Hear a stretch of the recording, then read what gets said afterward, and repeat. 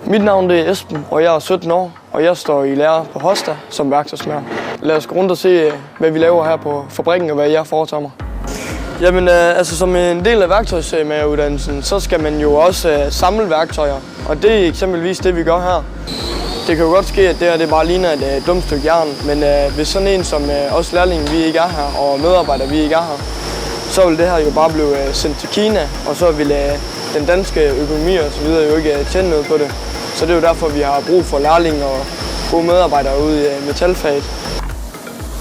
Som man kan se, så er jeg jo med hele vejen, helt inden fra starten af, hvor vi tegner og opfinder det. I det her program, der programmerer man også CNC-maskinerne. Man kan også programmere maskinerne derude på, men når det er sådan mere avanceret, så bliver det lavet herpå, og det er også en nødvendig del i processen. Så skal det jo herude og laves, hvor jeg også selv står og laver det, og bagefter samler det.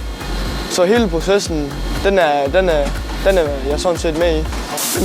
Som vi kan se her, så nogle af de ting, vi laver, dem bliver der bestilt over tusindvis af.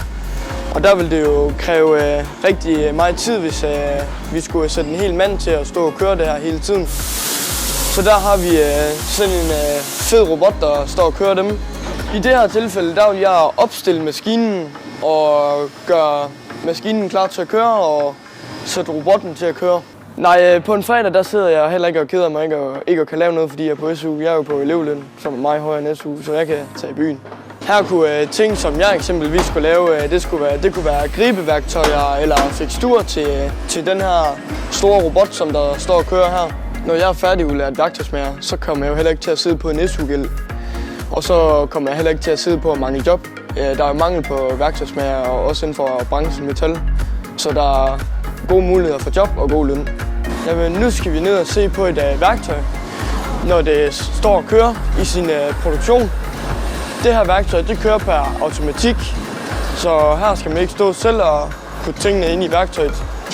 Det er også en rigtig fed ting at komme ud og se, de ting, man har lavet, de kører. Det er jo også lidt en spænding i det, om det, man laver, det rent faktisk dur.